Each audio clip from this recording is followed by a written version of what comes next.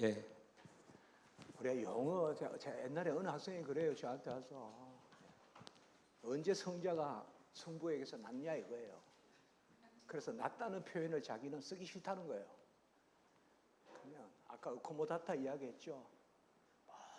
모든 성경은 다 하나님이 맞추어 주신 용어예요. 성경에 나오는 용어가 쓰기 싫다면 어떡하는 거예요? 그래서 우리가 여기에 삼위일체 용어도 궁극적으로 최선은 없어요. 그러니까 우리가 어떤 뭔가 다른 용어들을 가지고 이 용어가 더 좋지 않습니까? 저는 저 용어 못 쓰겠습니다. 너무 이렇게 하지 말고 그러면 가르칠 수가 없어요. 계승이 안 돼요. 그러니까 우리가 겸손의 신앙. 나도 부족하고 상대도 부족한데 그나마 이 정도 가지고 우리가 전달하고 가르치고 그래서 언어를 주신 것이 일반 어촌이라 하잖아요. 우리가 그 언어를 가지고 일반 어촌의 언어가 있기 때문에 전도가 되잖아요. 라틴어가 없었다면 과연 기독교가 이렇게 초대교회에 빨리 전파가 됐을까? 우리가 그런 이야기 하잖아요. 그래서 삼위일체 용어도 마찬가지예요. 항상 뭔가를 이렇게 제가 이야기했죠. 알미니안 방법은 아닌 것을 말하고 남는 것을 진리라고 말한다면 우리 개혁신학은 그렇다고 말하는 거거든요. 그래서 그런 측면에서 여러분들께서 혹시 어떤 용어에 대해서 조금 이런 것들이 있는 것을 우리가 같이 맞추어 가야 돼요. 맞추어서 자 이제 보겠습니다. 319페이지 조금 빨리 보겠습니다. 자 이제 이 용어 첫 번째 어떤 사람들은 인격. 자 인격은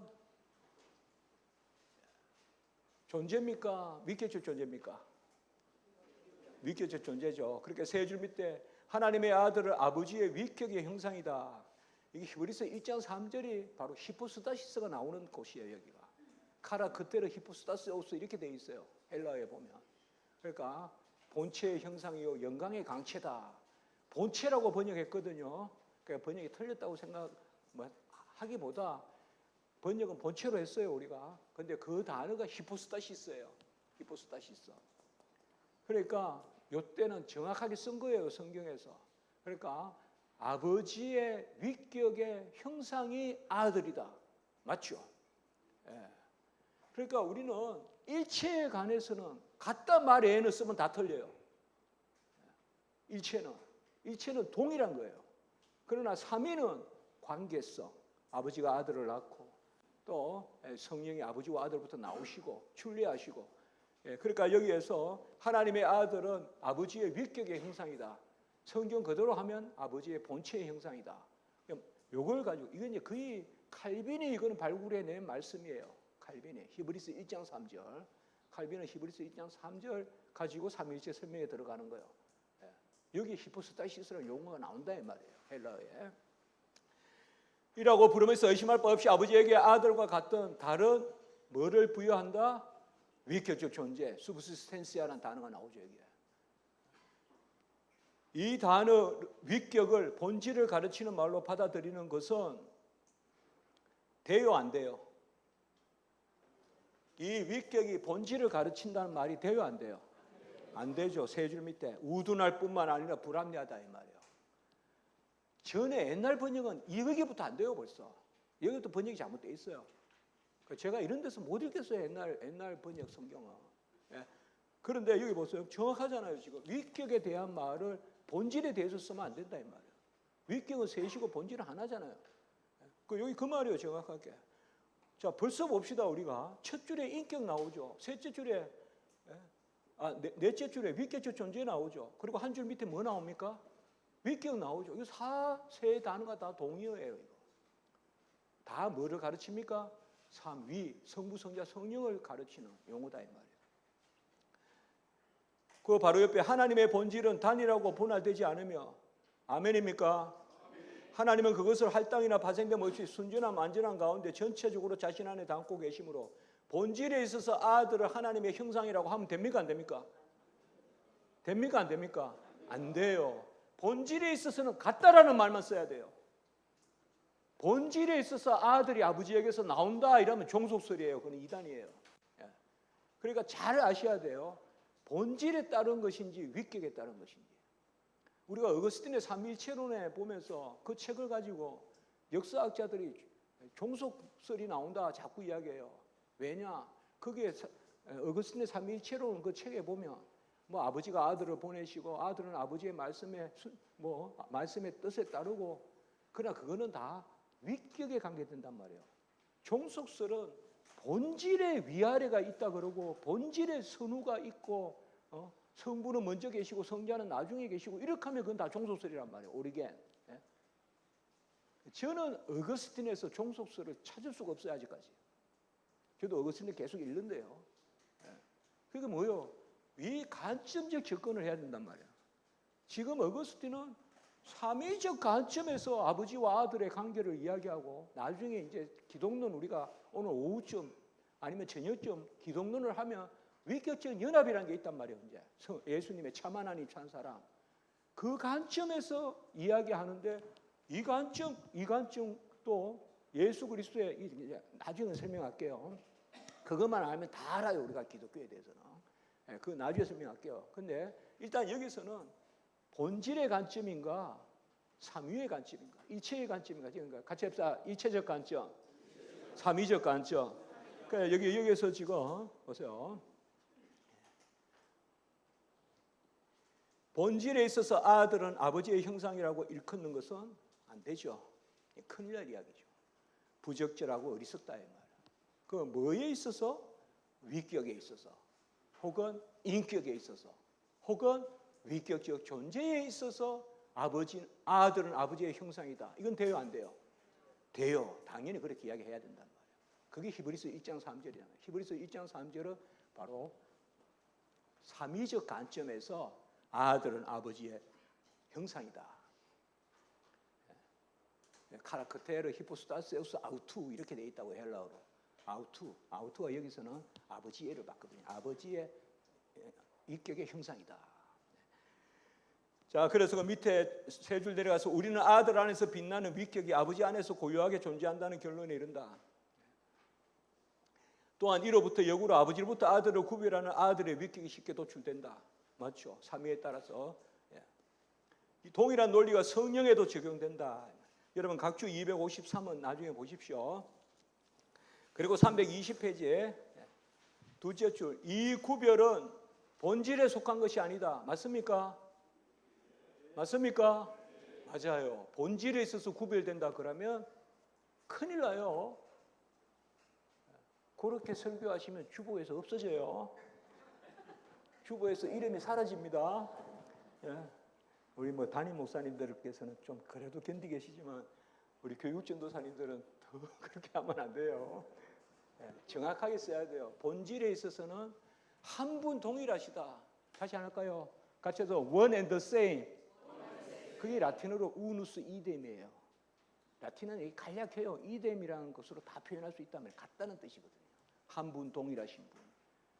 호모우시아, 동일 본질, 니케아 신경. 아까 말씀드렸듯이 뭐 그침이 없잖아요. 그래서 다시 그 두째 주 320배, 이 구별은 본질에 속한 것이 아니다. 왜냐하면 본질을 다중적으로 만드는 것은 정당치 않기 때문이다. 본질은 하나이기 때문에. 그 한대 밑에 하나님 안에 세 위격이 존재한다는 결론. 맞죠? 그러면 그 밑에 라틴 사람들은 인격이란 말로 동일한 뜻을 지닌 위격을 표현할 수 있었다. 그러니까 페르소나, 히포스타시스 같이 썼다 이 말입니다. 그리고 세 줄 밑에 만약 우리가 이 말을 다른 말로 옮기기라고 원한다면 뭐다? 위격적 존재다 이 말. 그거 다 되잖아요 지금. 옛날에는 정말 이까지를 못 읽어요. 2절까지. 옛날에는 도무지 읽을 수가 없어요. 이 2절을 옛날 번역으로는. 영어도 헷갈려요 저는. 근데 저는 정확하게 번역했어요. 라틴어에 따라 그냥 번역하면 되는 거예요. 갈빈 한 대로. 그래서 네 줄 밑에 세 인격들이 하나님 안에 존재한다. 맞죠? 들이 페르소나가 존재한다. 그리고 3절에 보면 그 밑에 표가 있죠. 제가 아까 요거 표가 있는 줄 모르고 여기 있었을까요? 왜 저만 해 먹습니까? 여러분들 좀 골탕 먹이려고 제가 여기 있는 거 싹 숨기고 여기 이야기했죠. 한 번이라도 더 써보라고. 우리도 어린아이와 같이 천국에 가는데 우리도 주일학교 학생같이 좀 받아쓰기 좀 해보라고. 금방 설명한 거죠. 다 있죠, 표에.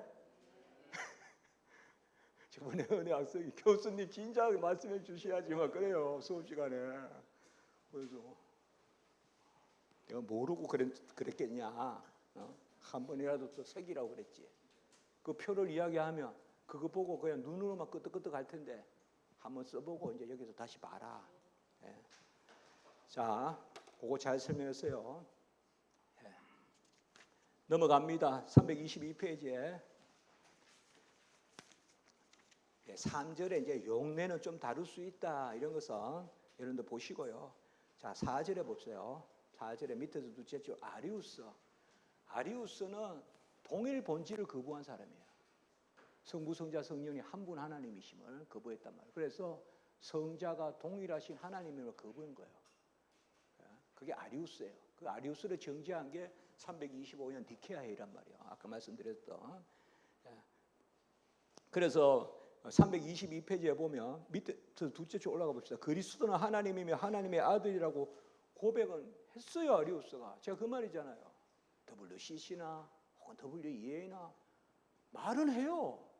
근데 속내를 봐야죠. 이 323페이지 봅시다. 그러한 가운데서도 그리스도와 다른 피조물과 다름없이 창조되었으며, 창조되었습니까? 나셨죠. 겟나우 동사를 써야 되는데 크티조 동사를 쓴단 말이야. 크티조는 만들다, 창조하다는 뜻이란 말이야. 아들이 피조되었습니까? 여기 그래서 니케아 신경에 보면 나시고 창조된 것이 피조된 것이 아니라 나셨다. 그리고 하나님부터 하나님, 참하늘부터 하나님, 빛으로부터 빛 이렇게 되어 있단 말이에요. 니케아 신경에.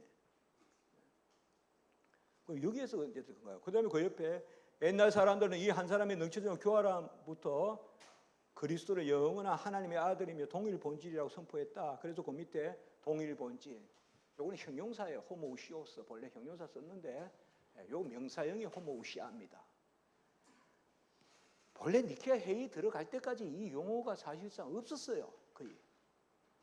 하나님이 참 오묘하세요. 항상 여러분 이단이 득세합니다. 초반기에는 언제든지 종교에 보면 언제든 네스토리스, 아폴리나리우스 막 따라다녀요. 근데 이기게 하세요, 하나님.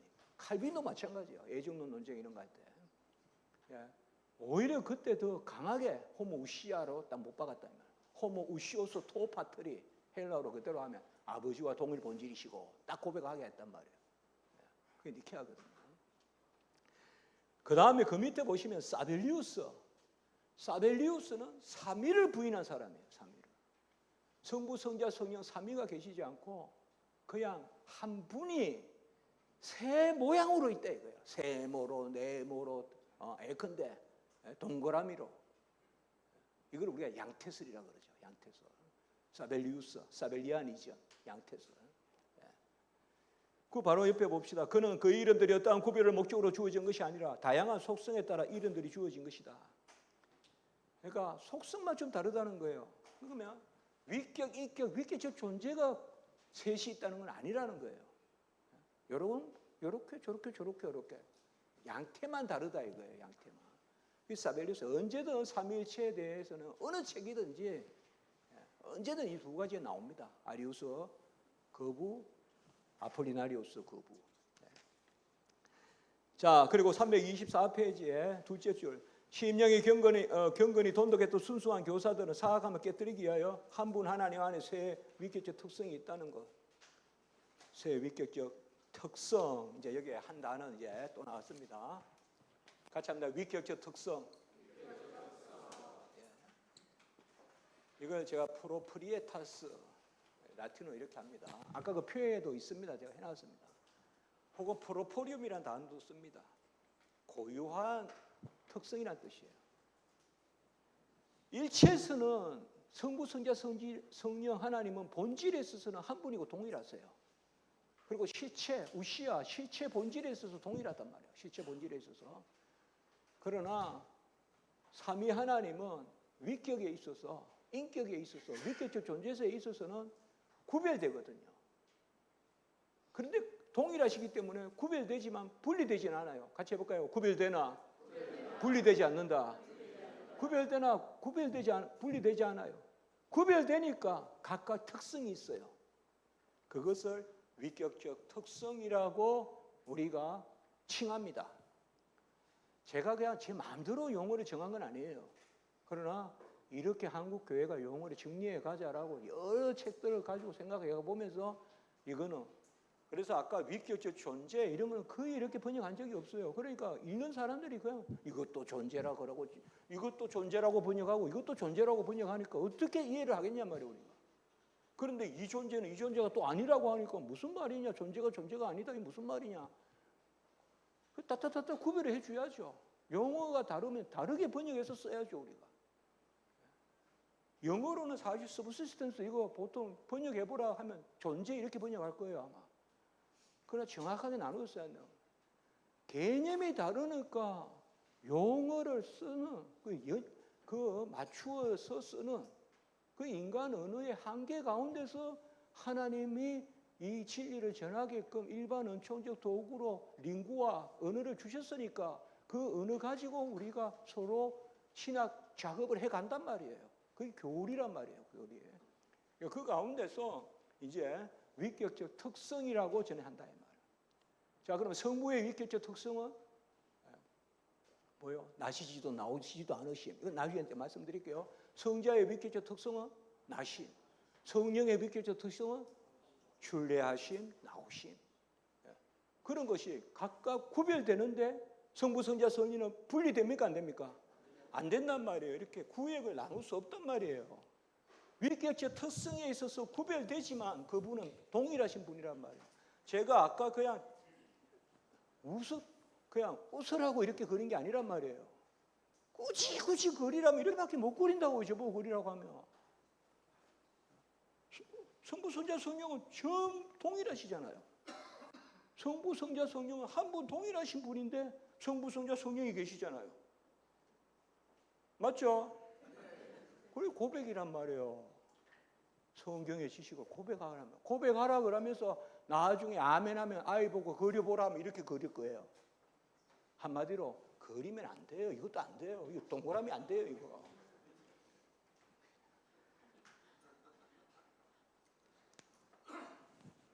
아이들에게 또 우리 가르칠 때 그때 좀 뭐가 이해 좀 시키려고 그리면 평생 그거 지우려고 몸부림치면서 기도해야 돼요.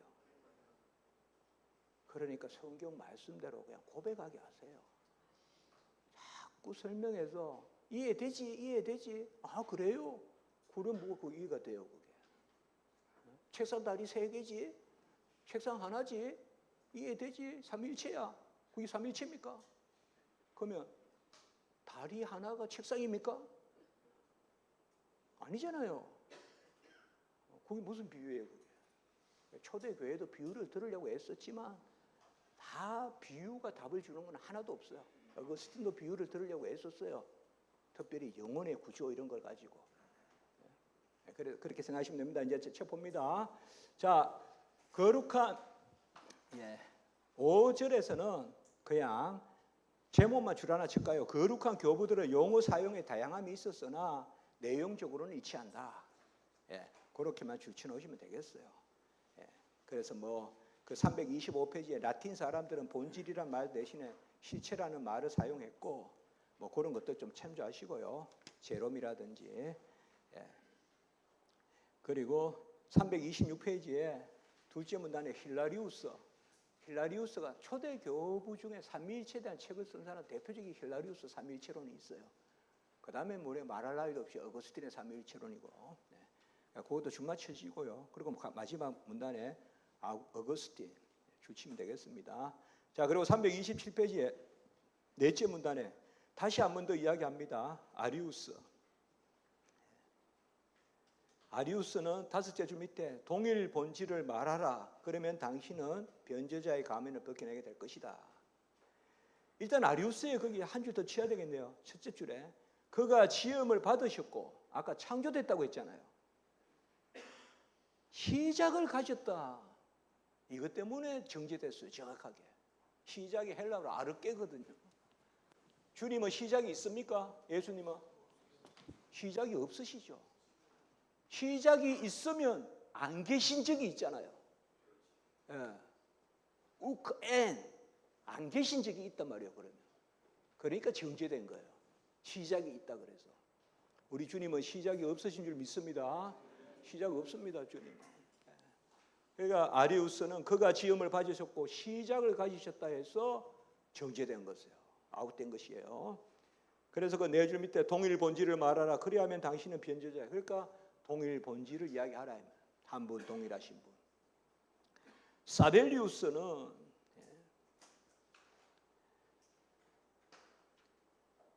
셋이 존재한다고 말하라. 둘째 줄. 그리하면 당신은 세 분의 신을 부른다고 구슬수를 한다. 자, 세 존재가 있다라고 말한다면 돼요, 안 돼요? 그러면 삼신론이 될 것이다. 그러면 우리는 어떻게 이야기한다? 그 옆에 하나님의 한 본질 안에 뭐가 있다? 인격들의 삼위일체를 말하라. 그러니까 사벨리우스는 인격, 위격적 존재 개념을 몰랐던 거예요. 그러니까 뭐예요? 셋이라고 말하면 삼신론이 되잖아. 그러니까 하나야. 이렇게만 이야기했단 말이에요. 사벨리우스는. 근데 우리는 뭐예요? 하나이신데 세 위격, 인격, 위격적 존재야. 그렇게 말하라 이 말이에요. 사벨리우스는 자기가 이제 이 사벨리우스주의 이제 그거에 대해서 사벨리우스주의가 많거든요. 양태론이. 그게 이제 변증한 게 터툴리안 이런 사람들이란 말이에요. 자, 328페이지에 둘째 문단 셋째 줄. 하나라고 들을 때 실체의 하나임으로 이해해야 되며 맞습니까? 맞습니까? 하나라고 들을 때 실체의 하나임 맞습니까? 한 본질 안에 있는 셋이라고 할 때 이 삼위일체 안에 인격들이 셋이라는 거 맞습니까? 그래 맞아요. 이거는 정확하게 이야기한 거예요. 하나도 어김없이 쓰고 있어요 지금 칼빈이. 자, 각주 289는 동그라미 칩시다.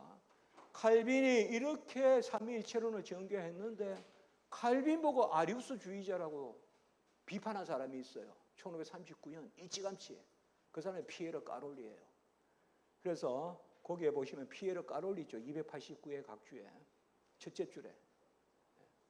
칼빈이 삼위일체 논쟁에서 대표적인 것이 피에르 까롤리. 그 다음 이제 나중에 유니테리안 조상인 셀베투스. 어제 이야기했지만 화형 사건 셀베투스.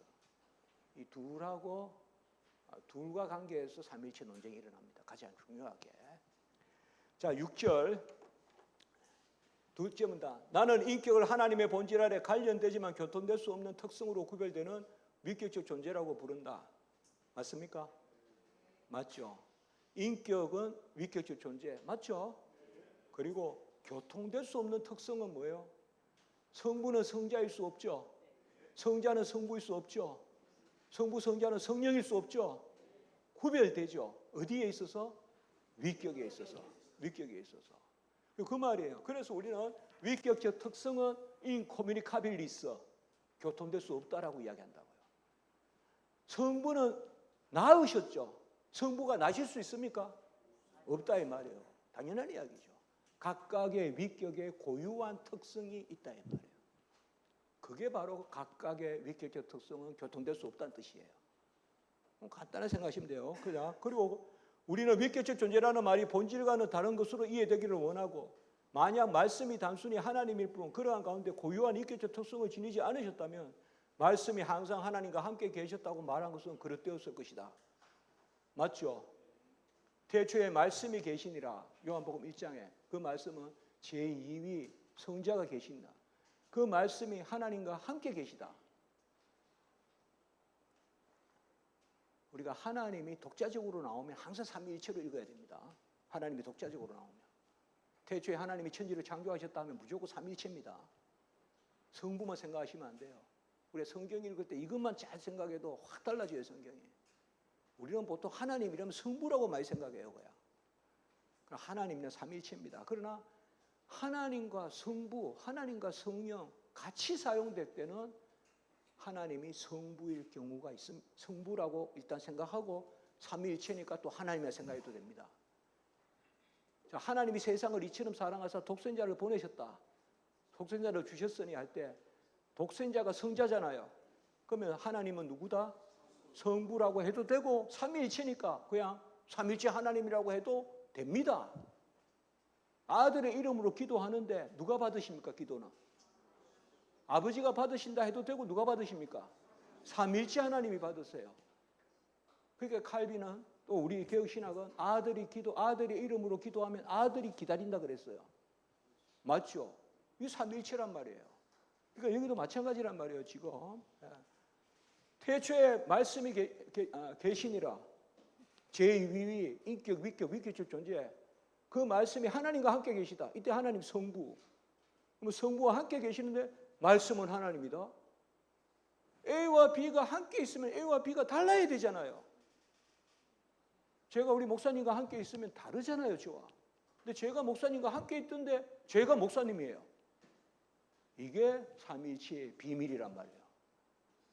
성부와 성자, 성령이 함께 계신데 성부, 성자, 성령은 동일하세요. 이게 요한복음 1장 1절이란 말이에요. 이게 요한복음 1장이에요. 요한복음 1장 1절을 이성적으로 이해한다. 있을 수 없는 이해예요. 요한복음 1장 1절은 삼위일체의 비밀을 담고 있다면 그 자체로. 성부와 성자가 함께 계세요. 이건 분명히 복수예요. 성부, 성자. 그러니까 위격적 관점이에요. 그런데 성자가 하나님이요. 일체적 관점이에요. 다시 말씀하시면 태초에 하나님이 계시니라 바로 성자의 계심. 그 하나님이 태초에 말씀이 계시니라. 엔 아르케 엔 호로고스. 태초에 말씀이 계신다.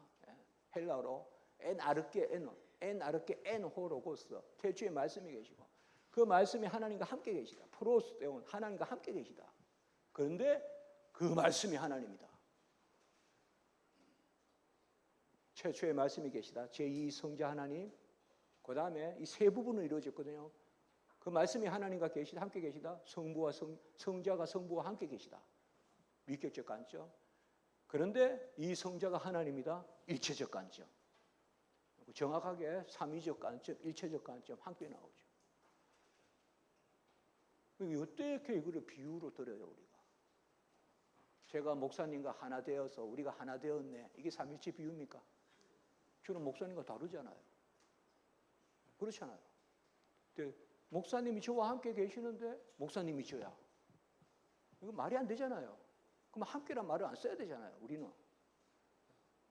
A와 B가 같다면 처음부터 A는 B지 A와 B가 함께 있다는 거 안 써야 되잖아요. 이건 그 이야기예요. 뭐 제가 길게 설명하자. 하나도 막힘이 없다 이 말이에요. 지금 우리가 말씀이.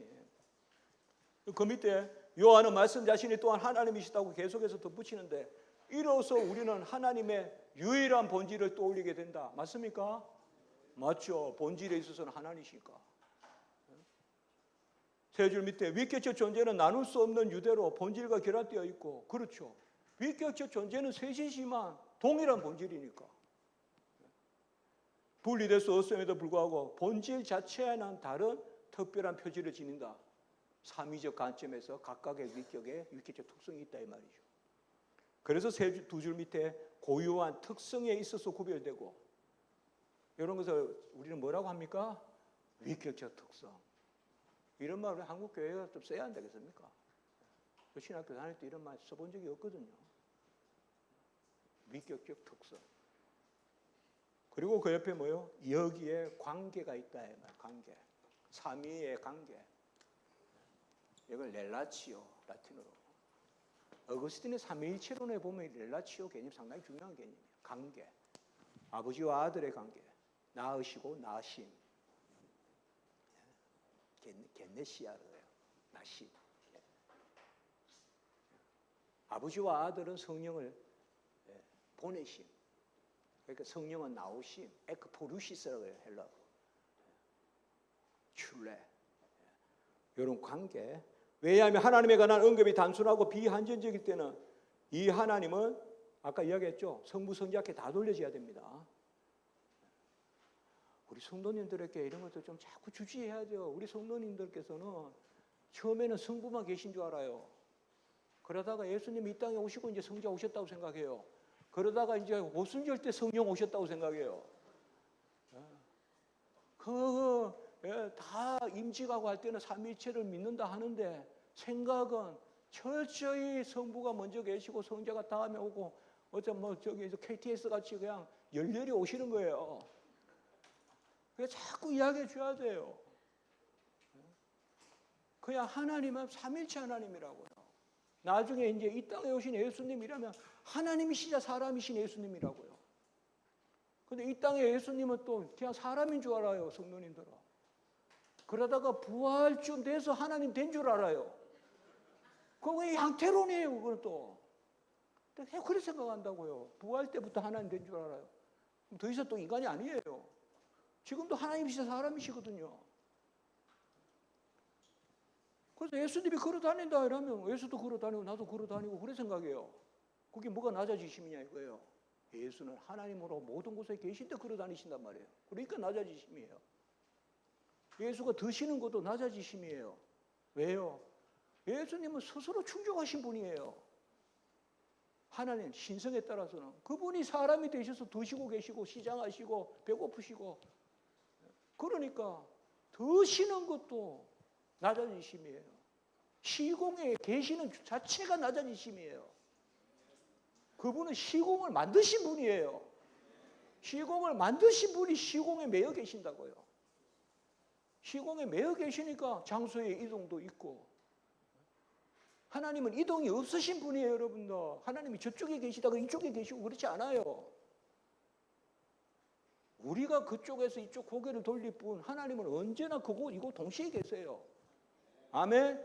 만유의 하나님이세요. 그러니까 우리가 이런 기본 개념을 가지고 성경을 좀 크게 알려주면서 읽어야 돼요. 그래야 걸어 다니신다는 말씀을 보고 또 눈물이 나오고 낮아지시고. 저 세례받으러 내려왔다 그 말씀 보고 좀 많이 울었다니까요. 왜 하나님이 이 땅에 오셔서 이렇게 옮겨 다니시냐 이 말이에요. 그래서 주님의 걸어 다니심도 내 걸음을 위함이요, 내 걸음의 수고를 가져가기 위함이요. 모든 게 주님은 날 위해 오셨으니까. 자, 그리고 마지막에 동시에 아버지가 아들과 비교될 때 각각 자신의 위격적 특성은 다른 분과 구별한다. 아까 그 말이에요. 그냥 하나님이라면 일단 삼일체 생각하란 말이에요. 성부, 성자, 성령. 그리고 성자, 성령이 따로 나오면 그때 관계, 렐라티오, 관계를 생각하라. 셋째로 각자의 고유한 특성은 무엇이든지 교통될 수 없다. 이게 아까 위격적 특성에 있어서 고유하다 이 말이에요. 삼위에 있어서. 그러나 본질에 있어서는 동일하죠. 정확하게 생각하셔야 돼요. 지금 이거를 이야기하는지 정확하게 알아야 돼요. 정확하게 해야 된단 말이에요. 이거를 이야기하면서 본질에 있어서 성자는 성부에게 나오셨다. 아니 성자는 성부에게 나셨다. 돼요 안 돼요? 돼요 안 돼요? 큰일 나요. 바로 종속설이에요. 위격에 있어서 아버지가 아들을 낳으셨다지 본질에 있어서는 말씀했잖아요. 한 분 동일하다는 거 외에 말하면 안 돼요. 본질에 있어서는. 본질에 있어서 뭐 선우를 다투고 위아래를 다투면 그게 다 종속설이란 말이에요. 자, 7절. 7절은 이제 하나님의 말씀이신 성자의 신격인데 여러분 신성과 신격은 다릅니다. 이것도 그냥 그대로 똑같이 번역해 버리는데요. 신격은 그냥 영어로 라틴어로 데이타스라고요. 영어로는 데이티입니다. 데이티. 이건 그냥 하나님이심으로 생각하면 됩니다. 하나님이심. 그러니까 여기서 지금 뭘 다룹니까? 우리는 성자도 하나님이심, 성령도 하나님이심 이걸 다룬단 말이에요. 삼위일체에서. 그럴 신격을 써야 돼요. 신성은 디비니타스인데요. 디비니타스, 디비니티. 이거는 하나님이심의 본성을 뜻하는 거예요. 그러니까 하나님이심의 그 위격, 그걸 뜻할 때는 데이타스예요. 근데 그러한 하나님이심의 어떠하심, 그거를 뜻할 때 어떠하심을 세세히 뜻하면 속성인데 그 속성을 가지신 하나님이심, 그게 본성이란 말이에요. 신성으로서 여러 속성이 있잖아요. 그러니까 이럴 때 신성이라고 쓰면 틀렸다고 하기는 그렇지만 신격이 더 맞는 말이란 말이에요. 그래서 같이 합시다. 성자의 신격, 성령의 신격, 그런 것을 다루는 게 삼위일체론이란 말이에요. 성자도 하나님이시고 성령도 하나님이시다. 자, 그 밑에 셋째 줄 7절에 하나님의 말씀이 주어질 때 네 줄 밑에 하나님과 함께 계시는 영원한 지혜를 뜻한다. 그 지혜로부터 모든 신적 명령과 예언이 나온다. 그리고 밑에서 셋째 줄 말씀이 창세전에 아버지로부터 나셨다 이해해야 된다. 당연하죠. 영원히 독생하신 하나님. 1장 14절, 1장 18절 요한복음. 295회 동그라미 치시고요. 자, 그리고 331페이지에 말씀을 중보자로 세우고 이 창조 중보 개념이에요. 여러분 서철원 교수님 저 논문 제가 옛날에 나왔을 때 읽었거든요. 학교 다닐 때. 책으로는 안 나왔고 한국에서 나왔어요. 영어판으로 나온 게 있는데 그 창조 중보 다뤘어요. 서철원 교수님 박사논문에서. 자, 그 밑에 331페이지 둘째 문단 둘째 줄. 더욱 뛰어난 해석자들인 사도들은 아들을 통하여 세상이 지어졌고 강력한 말씀으로 만물을 운행하신다. 히브리서 1장 2절은 뭐예요? 아들로 말미암아 만물을 지으시고 3절은 뭐예요? 만물을 붙드시고. 히브리서 1장 2절은 창조고 1장 3절은 승리입니다. 1장 2절은 만물이 그로 말미암고 지어졌고 3절은 붙드시고. 붙드신단 말이 이제 섭리거든요. 운행하시고 보존하시고 통치하시고 뭐 또 합력하시고 이런 거. 예. 자, 그 밑에 문장 아들 자신의 영원하고 본질적인 아버지의 말씀이다. 가장 중요한 부분입니다. 가장 아들의 하나님이심을 성경에서 가장 드러내는 것이 바로 아들이 영원하고 본질적인 아버지의 말씀이다. 그러면서 칼빈은 세 줄 밑에 요한복음 1장 1절에 요한복음 1장 1절에서 18절을 우리가 요한복음 서론이라 그러잖아요. 동서고금을 통하여 가장 많이 글을 쓴 게 요한복음 1장 1절에서 18절이에요. 그것만 모아놓은 초대교부 책만 해도 이만큼 돼요. 요한복음 1장 1절에서 18절. 그때 로고스, 태초에 말씀이 계시다 때 로고스, 그게 구약에 가장 근접한 걸 태초에, 그게 바로 잠언 8장이에요. 그 여기 잠언 8장 있죠. 22절에 지혜가 창세전에 하나님을 낳았다. 날 가지셨고.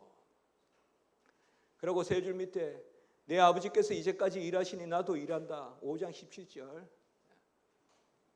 이건 우리가 동사라고 그래요. 함께 일하심. 같을 동자의 일사자입니다. 함께 일하심. 같이 합니다. 삼위일체 하나님의 동사. 동사입니다. 그래서 네 줄 밑에 우리는 하나님이 일하심에 있어서 말씀의 역할을 감당하셨으므로 아버지와 말씀 모두에 속한 사역이다. 이거는 그냥 보시면 됩니다. 332페이지에 완전하고 영원한 본질, 동일 본질. 그 밑에 문나 셋째 줄, 이 말씀은 어떤 변화에도 구애받지 않은 채 영원히 한 분 그리고 동일하신 분으로 하나님과 함께 머무시고 그 자신이 하나님이다. 하나님과 함께 머무시고 삼위적 관점, 그 자신이 하나님이다. 일체적 관점. 딱딱딱딱 관점별로 봐야 된단 말이에요. 하나님과 함께, 이거는 성부, 성자 함께. 그런데 성부, 성자가 동일 본질이잖아요. 그 자신이 하나님이다. 세상엔 안 된다고요. A가 B와 함께 있는데 A는 B다. 이건 안 돼요, 세상에는. A와 B가 함께 있으면 A와 B는 달라야 돼요. 근데 성경은 뭐예요? A와 B가 함께 있는데, 그럼 뭐예요? 삼위의 관점에서는 함께 계시고 A는 B다. 일체적 관점에서는 본질에 있어서는 동일하시다. 이게 이제 우리가 다반사로 이야기해야죠. 이게 어떤 관점에서 지금 서술하고 있는가를 잘 보고 이야기해야죠. 우리가. 아까 제가 어거스틴 이야기했지만 제가 신학교 때 어거스틴을 읽으려고 애썼었어요. 어거스틴의 삼위일체론 신학교 때 사서 MDB 할 때요. 그때 또 이해 못하겠어요. 어거스틴을 제가 라틴에서 한번 번역해 보려고 했었거든요. 한국에 들어오자마자. 근데 어느 순간에 제가 박사 논문하면서 미케충 연합 이런 교리를 이제 이해하고 그리고 보니까 어거스틴의 삼위일체는 쭉쭉 읽히더라고요. 하나도 안 막히더라고요. 특별히 어거스틴의 삼위일체는 그 전반부, 앞부분, 교리 다룬 부분. 자, 우리 여기에서 하나만 좀 마크해 봅시다. 요한복음이 계속 나오는데요. 조금 이따 제가 이야기할게요. 자, 8절 일단 보고요. 자, 일단 마지막 야고보서 1장 17절. 해전하는 그림자도 없다. 성부, 성자, 성령.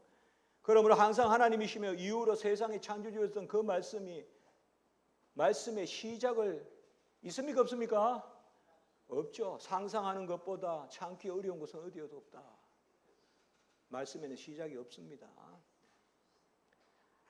그리고 그 밑에 6째 줄 밑에 하나님이 빛이 있으라 말씀하셨던 말씀의 능력이 나타났다. 이 말은 이미 말씀하셨다는 말씀이 계시다라는 거죠. 그때. 그게 창세 전에 계시는 분이죠.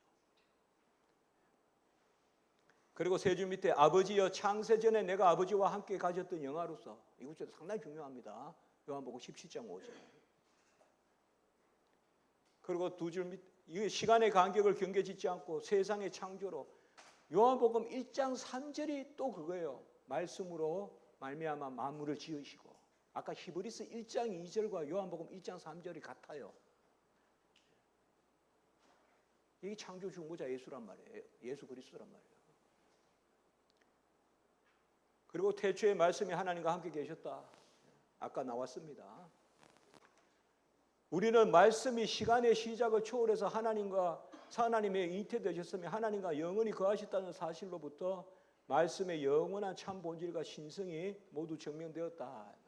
이런 것을 우리가 사실 영원한 나심이라 그래요. 영원한 나심. 이터널 제너레이션이라 그래요. 요새 이에 대한 책 같은 게 좀 나와요. 역시 이것도 바르트는 이거 거부하거든요. 그러니까 이터널 제너레이션. 이게 신학자 이런 분들이 좀 다루는데 상당히 좀 이상하게 다루는 경우도 많아요, 여러분들. 우리는 당연히 영원한 나심이다. 창세전에 영원한 나심이다. 자, 여기에서 제가 아까 말씀드린 것은 요한복음의 중요한 구절들 잠깐만 한번 이렇게 생각해 보면 아까 계속 나왔지 않습니까? 요한복음 1장 1절에 태초에 말씀이 계시고 말씀이 하나님과 함께 계시고 그 하나님이 말씀이다. 그 말씀이 하나님이다. 그 다음에 아까 2절도 나왔죠. 3절 나왔죠. 그래서 3절은 두고 말씀으로 만물의 지음을 받았다 두고요. 그 다음에 요한복음 아까 5장 7절 있었죠. 맞죠? 아버지께서 이제까지 일하시니 나도 일한다. 있죠? 요한복음에 보면 이때부터 죽이려고 들어요. 요한복음에는. 마태마가 누가복음에는 중풍 의자 고치고 제사함을 받았다 할 때 그때부터 죽이려고 들고 아버지께서 이제까지 일하시니 나도 일한다. 같이 합니다. 경륜적 삼위일체. 그게 경륜적 삼위일체예요. 그리고 10장 30절. 애곡하여 호흡파트를 해냈으면 나와 아버지는 하나이니다. 같이 합니다. 존재적 삼위일체. 내재적 삼위일체라고 해도 돼요. 경륜적 삼위일체, 존재적 삼위일체. 또 최초의 말씀이 계시다. 이런 구절이 다 중요하단 말이에요. 그리고 빼놓으면 안 되는 구절. 물론 요한복음이 다 중요하지만 삼위일체에 대해서 금방 나왔던 17장 5절. 예수님의 대제사장적 기도에 나오는 태초로부터 아버지와 함께 가졌던 영화로서 지금 영화롭게 하소서 하는 바로 성부, 성자, 성령은 함께 영광 돌리는 분이다. 이게 상당히 중요한 겁니다.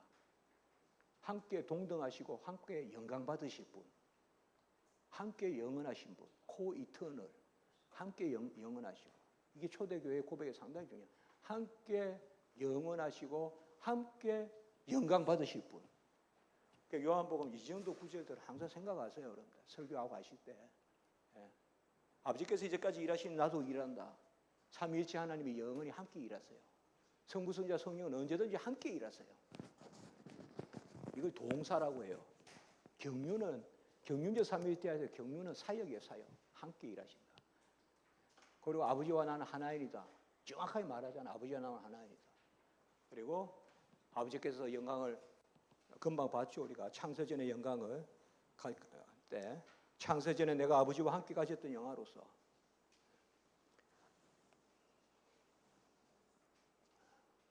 그래서 이제 로마서 9장 5절입니까?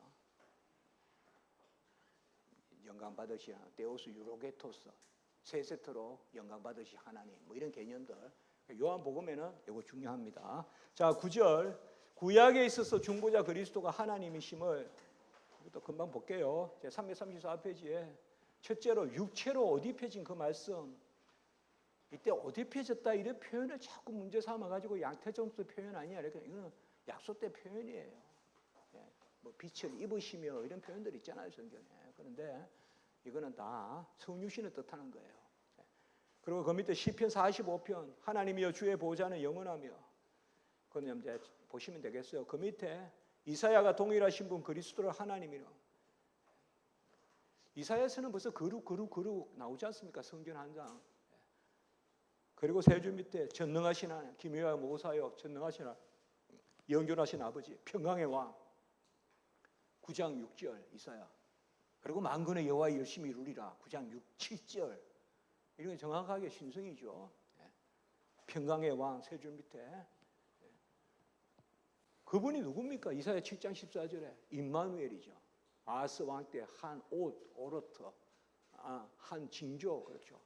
한 징조를 주셨는데, 한 징조. 징조가 신약으로 말하면 세메온이거든요. 표징. 그게 임마누엘이란 말이에요.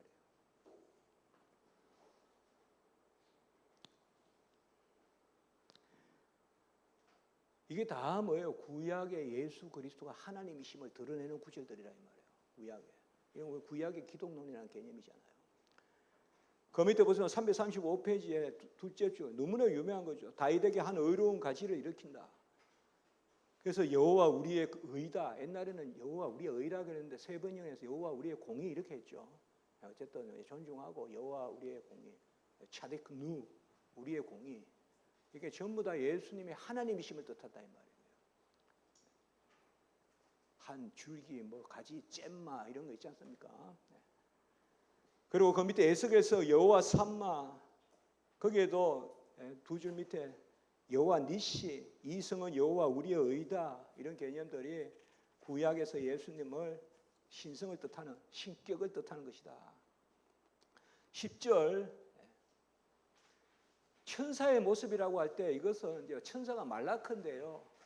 특별히 그는 이제 우리가 행스텐 베르크라든지 구약의 기독론 개념에서 아까 말씀드렸듯이 여호와의 사자라고 표현된 그것이 단지 천사가 아니라 성자시다 이 말이죠. 구약에 성자의 현현이시다.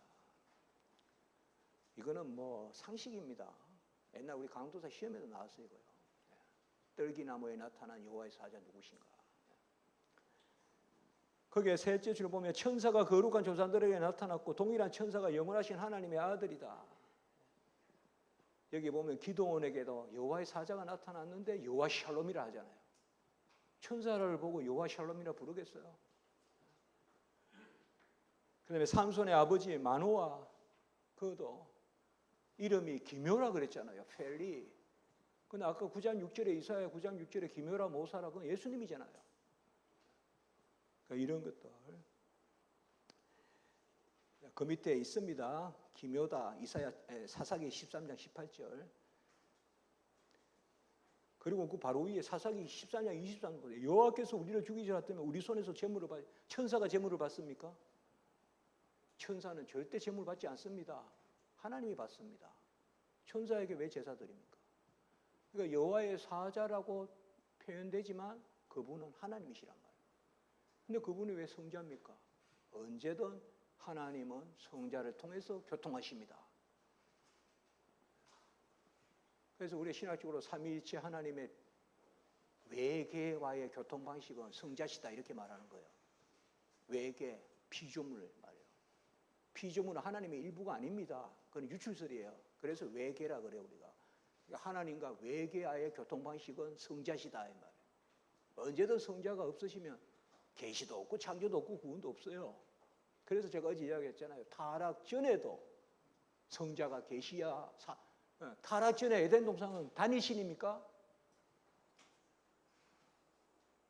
우리는 창조, 타락, 구속, 뭐 새하늘과 새 땅이라면 뭐 그것이 전부인 줄 아는데 하나님께는 그건 경각이에요. 하나님이 변한다고 생각하면 안 돼요, 여러분. 그런데 은연중에 그런 생각을 말한다고요, 많이. 중국말에는 리퀴데이션 띠오리라는 게 있어요. 삼위일체 하나님이 해소된다. 리퀴데이션, 용해된다. 밤 뷰레 이런 사람들이 있어요. 그거 다 안 되는 이야기죠. 언제든 하나님은 삼위일체죠. 아멘. 그리고 창조주고 우리 피조물은 죄를 짓든 안 짓든 그 앞에 서는 거죠. 그래서 피조물의 고유한 속성은 연약성이란 말이에요. 죄가 없어도 연약성이란 말이에요. 인피르미타스라 그래요. 라틴어로. 연약성. 인포머티 영어로. 언제든지 우리는 죄가 있든 없든 연약해요. 죄가 있어서 비로소 연약한 게 아니에요. 죄가 있어서는 연약함에다가 이때 쓰는 말 미세리아, 비참함이 더해졌다 이 말이에요. 이제. 죄로 인한 비참함이 더해졌다 이 말이에요. 그러니까 항상 우리는 하나님 앞에 두 가지로 나아가야 돼요. 죄로부터의 회개와 연약한 자로서의 강구와.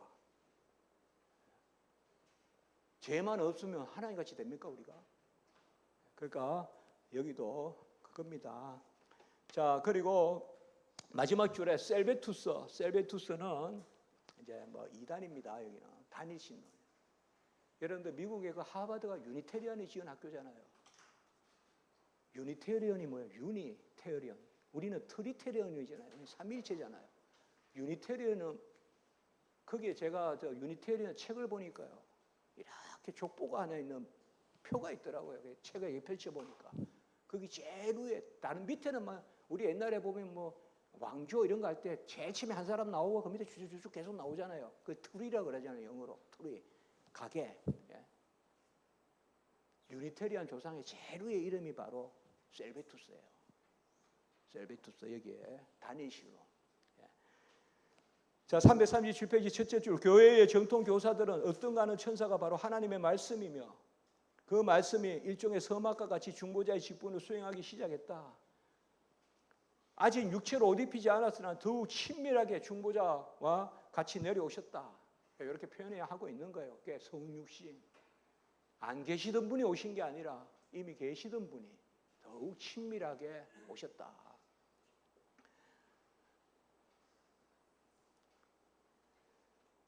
여기에서 어떤가는 천사 할 때 여기에 특별히 이건 아브라함에게 나타난 사자들 있잖아요.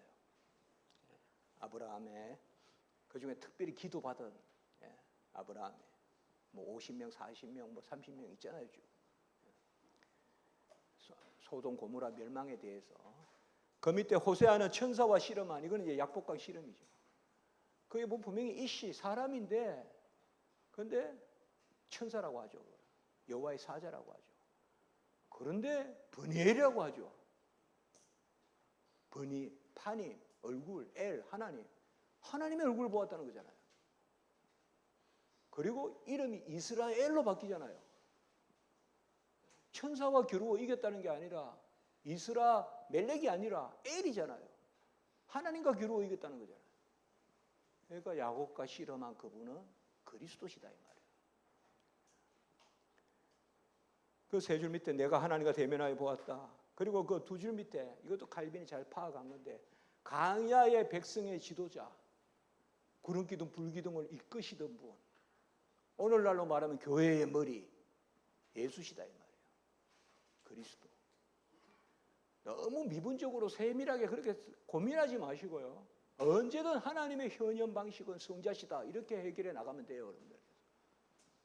이거는 성육신은 아니에요. 현현이란 말이에요. 성육신은 역사적 사건이에요. 잉태 때 성육신이에요. 출생이 아니라.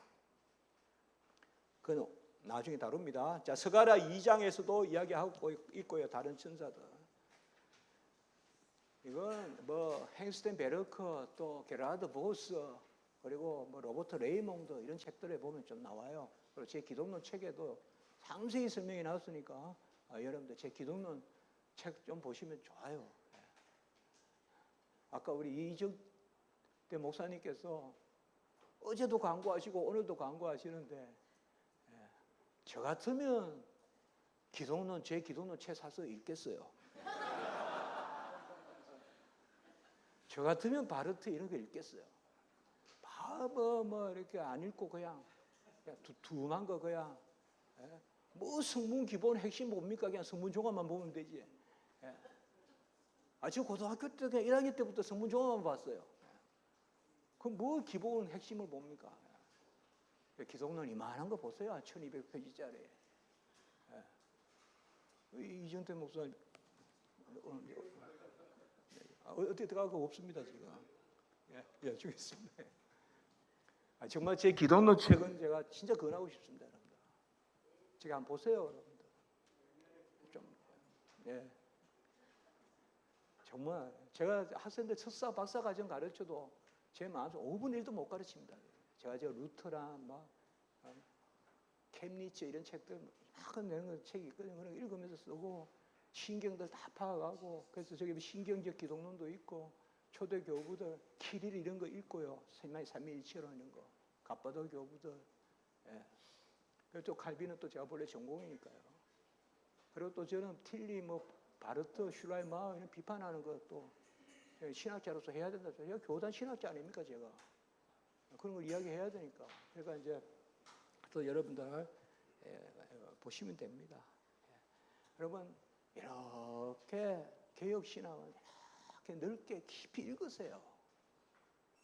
너무 이렇게 지엽적인 거에 자꾸 이렇게 하면 내 자신이 자꾸 좁아져요. 신앙하면 자꾸 넓어져야 됩니다.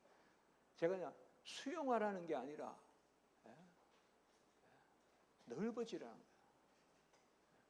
그러니까 이단에 대해서 열린교회가 하면 안 되고, 열린교회 목사님이세요. 제 제자입니다. 신령이 깊어지고, 제가 이제 하는 말입니다, 여러분들. 저는 신학자 된 거 너무 감사합니다, 하나님께.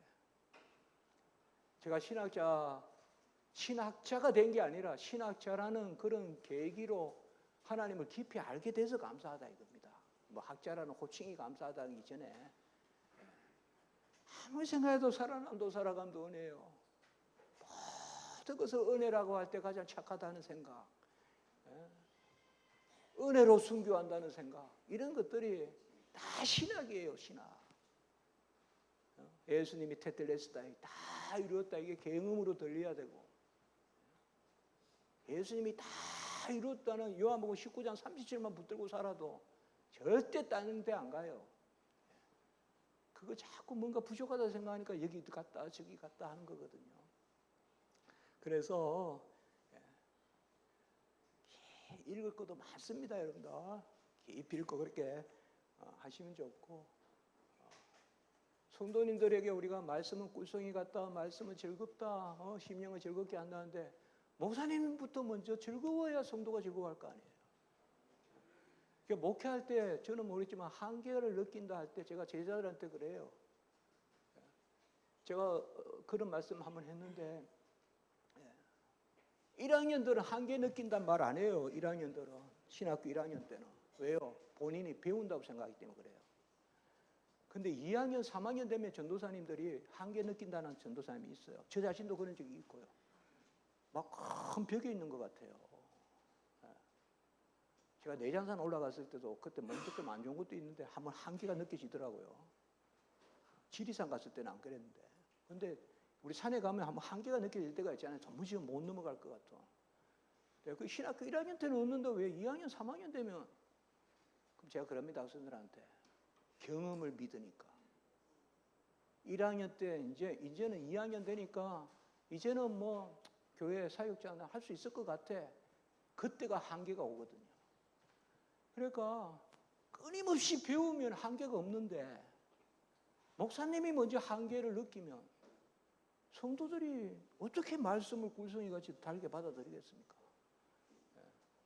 그래서 제가 조심스럽게 제 자신에 대해서도 그렇게 이야기한 거예요. 저도 제자들에게 그러거든요. 내가 머물러 있거든 떠나거라. 내가 연구 안 하거든. 우리 집사람에게도 그랬어요. 당신은 이제 책 좀 그만 쓰라 그래요. 그래서 제가 그랬어요. 내가 책 안 쓰면 제자들 전화할 제자 하나도 없다네. 연구하니까 그래도 뭔가 들을 게 있으니까 옆에 있지. 그게 누가 들어주서가 아니라 그래야 제가 한계가 없거든요. 그 얼마나 귀한 이야기 아닙니까? 그러니까 결론적으로 기독론 읽어라 이 말이에요. 바르트 읽어라 이 말이에요. 목포에 그냥 바르트 비판에 그냥 심오한 목사님이 계시는데 아무도 못 해본다. 그거 딱 버티고 있어야 되지 않겠습니까? 우리 보수 교단에서 뭐 이렇게 하는 거 그냥 팍 눌러야 되지 않겠습니까? 우리가 진리로. 그러니까 뭐 들어서 되겠습니까? 내가 파고 들어가서 그렇구나 하면서 그냥 자신 있게 변론하자 하면서 딱딱 해보는 거죠. 하나님께 맡기는 거죠. 말씀하시면 하나님은 바위를 구르시고 사람은 돌을 던지고 오늘 아침에도 또 힘든 전화 받았어요. 그래서 신경 안 씁니다. 제가 무시한다는 건 아닙니다. 고려하는데 흔들리진 않는다 이 말이에요. 그런 게 있습니다, 여러분들. 신학자들에게도 끊임없이. 자, 거기 이제 그 밑에 말라기가 성전에 임할 것이다. 말라기 3장은 1절에서 4절입니까? 여기가 성전 정결 이런 거하고도 관계됩니다. 갑자기 성전에 오셔서 주님께서 그 성전을 뭐 의롭게 하시고 하여튼 그런 개념들이 있지 않습니까? 스가랴서에도 있고 잿물과 같이 해서 깨끗하게 한다 이런 개념들이 있거든요. 자, 11절 신약에 있어서의 이제는 구약에 있어서의 예수님의 하나님이심을 봤고요. 신약에 있어서 이건 뭐 금방 보면 밑에서 넷째 줄에 영원한 신격에 대한 말씀이 있고요. 영원하신 하나님에 관한 예언들이 그리스도 안에서 제시되었고, 그래서 339페이지의 첫째 줄 만군의 여호와가 걸림돌과 걸려 넘어지는 반석이 된다. 그래서 한 줄 밑에 만군의 여호와가 그리스도라고 선언하시고요. 우리가 다 한 번은 그리스도의 심판대 앞에 서리라. 그리고 뭐 에베소서에 보면 위로 올라가실 때 사로잡혔다는 사로잡는다. 그리고 그 밑에 내려보시면 요한복음의 이사야 한상, 요한복음에 슬쩍 지나가는 듯하지만 12장 41절, 제가 요한복음 강의를 다 했었는데요. 저는 이것을 요한복음의 중심이라 봤어요. 요한복음 12장 41절에 여기에 보면 이사야 성전 한상 사건에 대한 말씀이에요. 거룩 그 삼위일체잖아요, 여러분들. 칼빈 여기서 그거 이야기하는 거예요. 나중에 한번 보세요, 여러분들. 요한복음 12장 41절. 사도 요한은 성전 사건을 중요하게 생각하고, 베드로 전후서에 보면 베드로는 가장 결정적일 때 변화산에서 주님 봤던 것을 이야기해요. 그게 다 뭐예요? 하나님이심을 이 사람들이 다 그렇게 믿음, 그것을 가장 중요하게.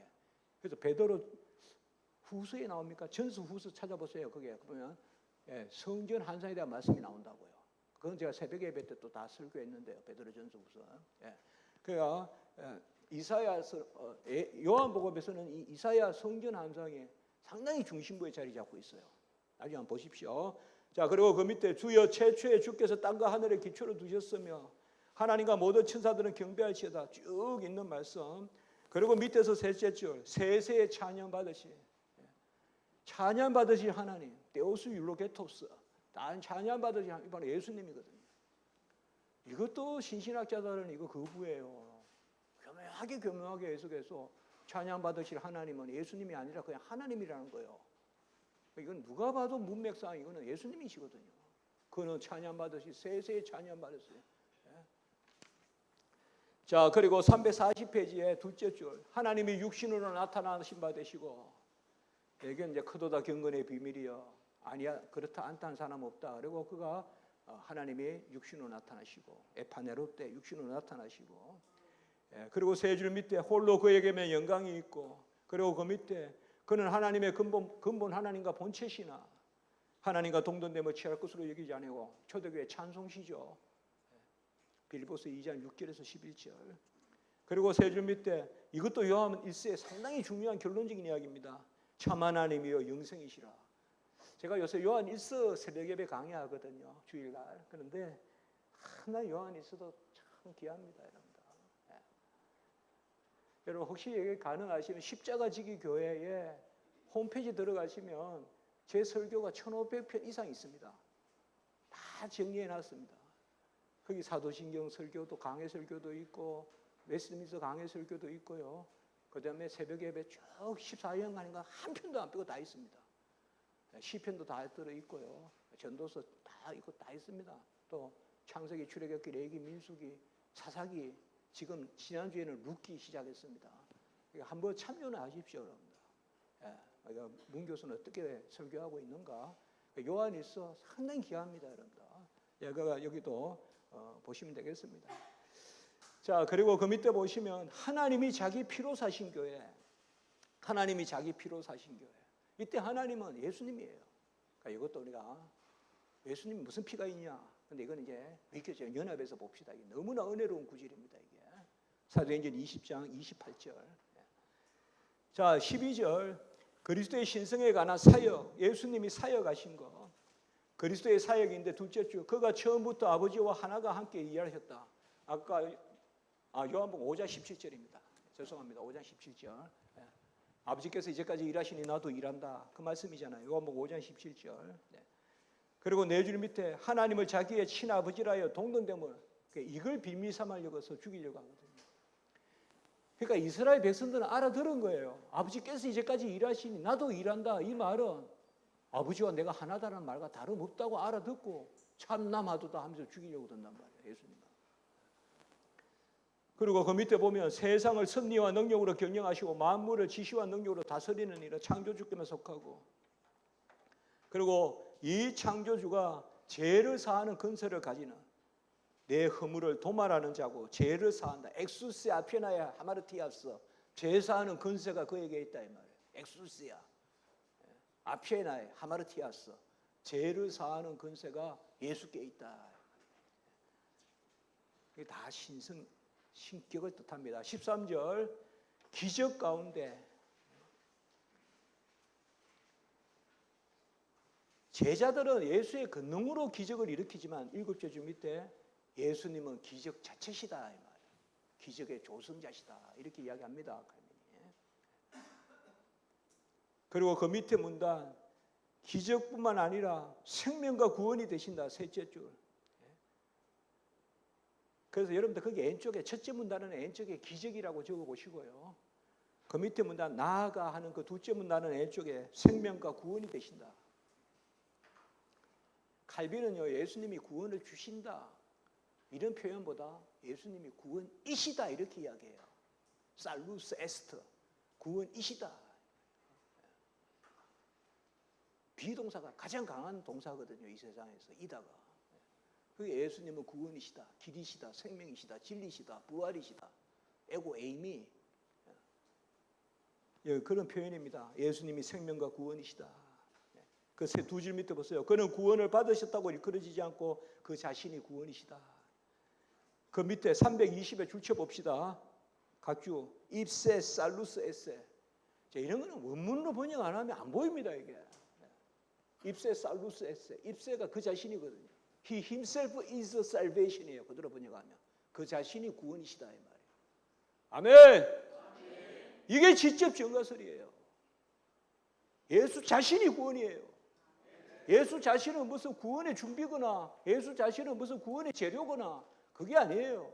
예수 자신이 완성품이에요. 예수 자신이 생명의 떡이고 가라지 않은 생수지에 밀가루가 있으니까 떡방앗간에 가서 찍어서 떡에 먹으라 안 그래요. 바로 떡이라 그래요. 입세 살루스 에스터 에세. 에세 이거는 이제 비동사고 부정사고 에스터라면 이제 현재가 예수 자신이 구원이시다. 자, 343편 이제 5분만 더 하고 여러분들 첫 번째로 사람들의 빛이고 새 네 줄 밑에 하나님을 믿으니 나를 믿어라. 하나님이 아니시면 어떻게 믿으라 하겠어요? 천사가 이 말하면 되겠어요? 하나님이시란 말이에요. 아버지를 믿으니 나를 믿어라.